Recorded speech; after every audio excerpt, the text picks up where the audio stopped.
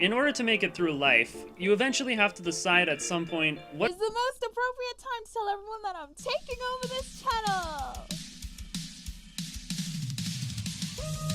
the fuck?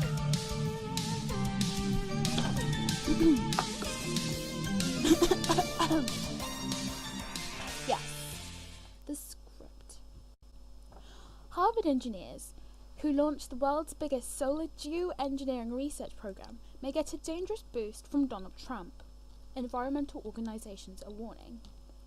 Why is there a danger here? I thought you guys were supposed to be the ones telling us that filling our lungs with toxic heavy metals is perfectly safe. Sometime in 2018, Harvard engineers David Key and Frank Kurtz hoped to test spraying from a high-altitude balloon over Arizona in order to assess the risks and benefits of deployment on a larger scale. Keith has stated that he has done no testing of health impacts on the populations being sprayed. Is he openly admitting to contaminating the air with known deadly toxins on a smaller scale? The context for discussing solar geoengineering research has changed substantially since we planned and funded this forum nearly 1 year ago. Here are some things about the context that's changed that Keith won't tell you about. First, awareness of the already fully deployed global geoengineering programs that has reached critical mass. Now over 17% of the US populations are awake to what's been going on in their skies without their consent. You should check out my video on lies video. I am a lie 3. Video response, the real truth behind chemtrails, yada yada, for more context. In a 2011 international survey, nearly 17% of respondents said that they believe the existence of a secret large-scale atmospheric spraying program to be true or partly true. Second, they are no longer able to operate with privilege, as Trump is now president of the US and he doesn't actually want to kill everything on the planet. He's going to be taking a good long look at the democide work you've done, so have fun being you when your sins start crawling up your back, maggots. David Schneer, an architect of Trump's Environmental Protection Agency transition, has lobbied the US government and testified to Senate in favour of federal support for geoengineering. He has called for a multi-phase plan to fund research and conduct real-world testing in 18 months, deploy massive stratospheric spraying 3 years after, and continue spraying for a century, a duration geoengineers believe would be necessary to dial back the planet's temperature. I find this section rather interesting, because they tell you so much yet so little about their plans. I need to make the correction that geoengineers, like the ones whose response they featured for this article, that's stratospheric aerosol injection geoengineering, would not need to continue for a century, but rather indefinitely. The way that Keith puts it is, every year we would need to spray a little more, and then a little more, and so on. Who even are these geoengineers this article refers to? The only names they've mentioned are ones who claim that they haven't done any geoengineering yet. Maybe a new term is to be used to replace the experts term, since nobody believes the experts anymore, hey? Listen to the implications of what they're describing, openly calling for the international mass spraying of the most toxic substances we have over the entire globe, and then to spray more of it for generations who will grow up seeing it as normal, all for the belief of some geoengineers that this will dial back the planet's temperature. So it admittedly won't even be a solution to global warming, it will just make our runaway greenhouse effect a slightly colder runaway greenhouse effect. Geoengineers argue that such methods would be an inexpensive way to reduce global warming. So cheap, yet we don't have the money for it. We need a multi-phase plan to fund research at the federal level. You know, it isn't fun to do these refutation responses when the refutations are provided in the material you're refuting. But scientists have warned it could have catastrophic consequences for Earth's weather system. The warned word is hyperlinked, but when I click, it takes me to Apple's website. This is the only hyperlink that's broken. I wonder if it was intentional. What? Really?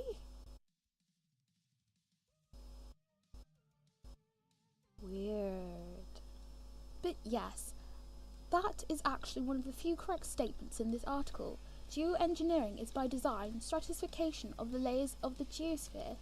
The more stratified, the more catastrophic the consequences will be, because stratification means total death for the biosphere.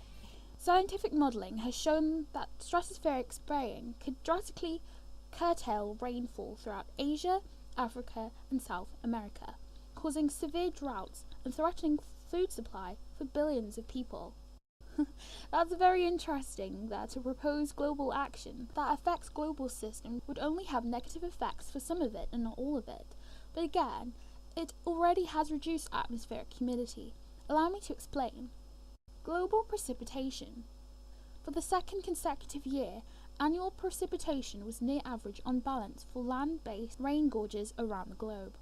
Precipitation for 2013 was just 0.31 millimeters, which is 0.01 inches, above the 1961 to 1990 average of 1,033 millimeters, which is 40.7 inches. But hold on, I said it was reduced, right? Well, here comes the Guardian itself again to save me. In fact, relations reveal that precipitation rates are increasing between 5 and 10% for every degree Celsius increase. The expected rate of increase, just based on thermodynamics, is 7%, which they were sourcing from this report. Now, why don't we take a look at how our global average temperatures have been doing as of late, just for shits and giggles. Here we see that the globe has warmed more than 1 degree since the 1960s average provided to us by the NOAA. 7% of 1,033 is 72. Wow, 72.31. It should have rained at least 72 millimeters more globally from the 60s average. But according to NOAA, annual precipitation was near average on balance. Bullshit. There's nothing balanced about this equation. And now we come back to geoengineering. The only thing that could affect this situation to such a degree is the global stratospheric aerosol injection programs that we know have been in operation for at least 7 decades. Worryingly, geoengineering may emerge as this administration's preferred approach to global warming. Donald Trump tweeted in January of 2014, NBC News just called it the Great Freeze, coldest weather in years. Is our country still spending money on the global warming hoax? I wonder if Trump would really agree to this approach to global warming, since he probably still thinks it's a hoax. In their view, building a big beautiful wall of sulfate in the sky could be a perfect excuse to allow uncontrolled fossil fuel extraction. We need to be focusing on radical emission cuts, not dangerous and unjust techno-fixes. No, that's you blundering penny snatchers. You are the ones that want this. I know, because of this next sentence. A White House report on climate change research submitted to Congress in January called for the first time ever for research into geoengineering. Remember when I said we knew geoengineering has been happening for over 7 decades? Well, this is how we know this.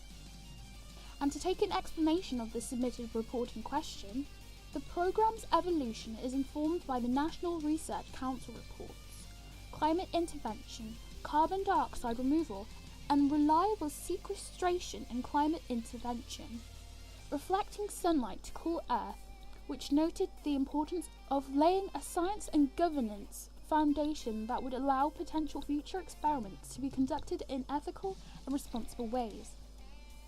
They highlighted a role for USGCRP in coordinating research, particularly in the area of carbon removal and storage.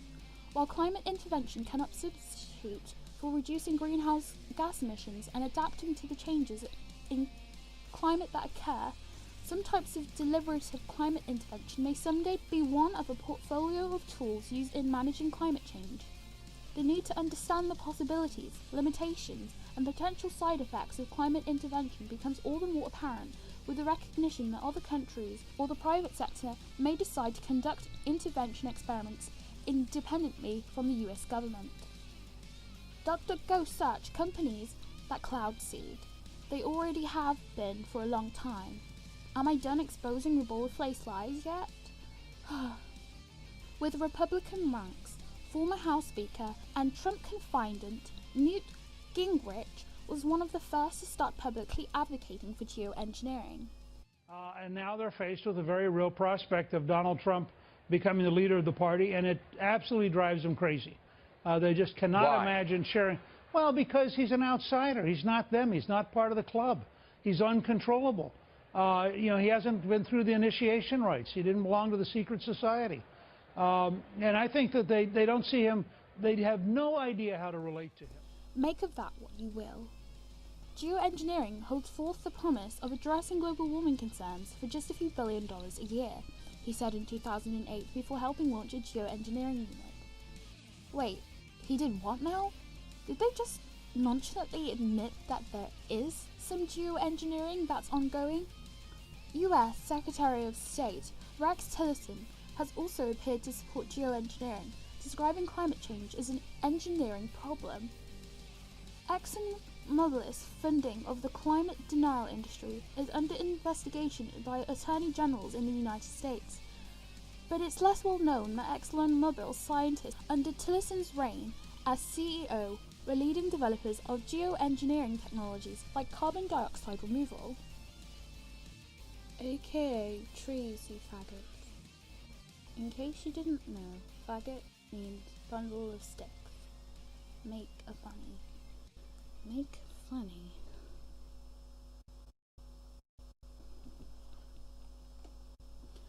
Faggot meaning bundle of sticks.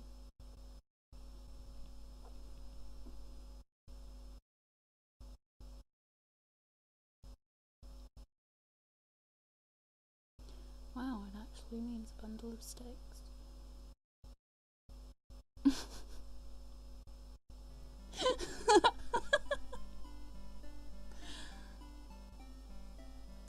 Oh no, that's right. You cucks aren't in favour of tree hugging. You're in favour of making fake trees. Like it's fucking Mega Man X up in this bitch. Come on, Line. This is a perfect time to mention the Lorax. We're not unalterably committed to doing this experiment, said David Keith on Friday. We're headed down the road of doing that, but depending on what an advisory committee says and what we learn, technically, we're certainly willing to stop, says the little bitch who admits he's done 0 tests on health impacts of his praised proposition. Our long-term goal is to build a sustainable effort in solar geoengineering research. That means perpetual spraying of you, by the way, that allows us to say more about ways it might actually provide public benefit. Aside from a temporary, extremely toxic engineered cooldown, there is no benefit to injecting our atmosphere with aerosols. These people are psychotic ideologues and need to be stopped.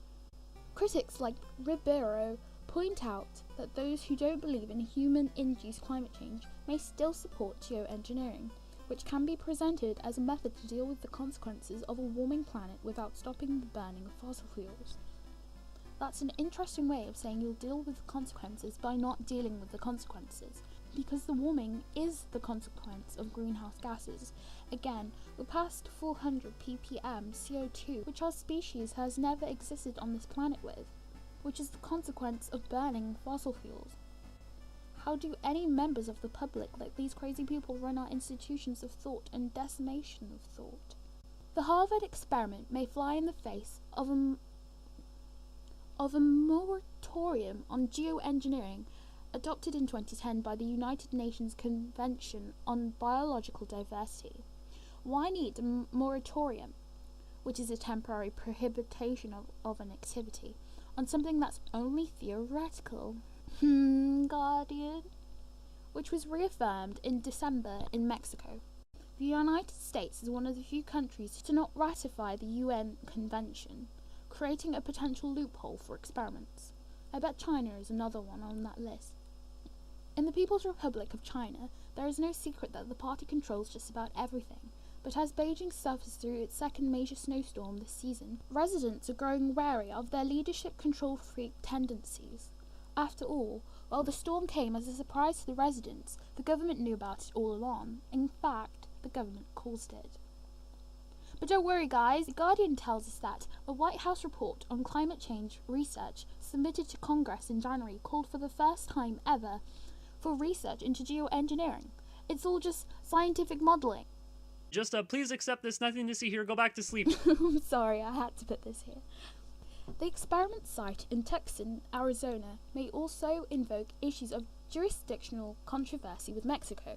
Stratospheric winds can blow up to 200 miles per hour, and the border is only 75 miles away.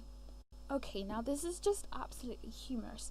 Why is it only an issue of jurisdiction with Mexico? They aren't the only landmass in the world that has wind, you know. This is too fucking stupid. I can't take this anymore. Make it go away. Other geoengineering experiments, like cloud whitening, may go ahead in the United States, as well as experiments supported by the governments of China and Russia, though both are signatories to the UN moratorium. Oh, oops. Nobody tell them that China's been geoengineering for decades as well. And links to everything will be in the description.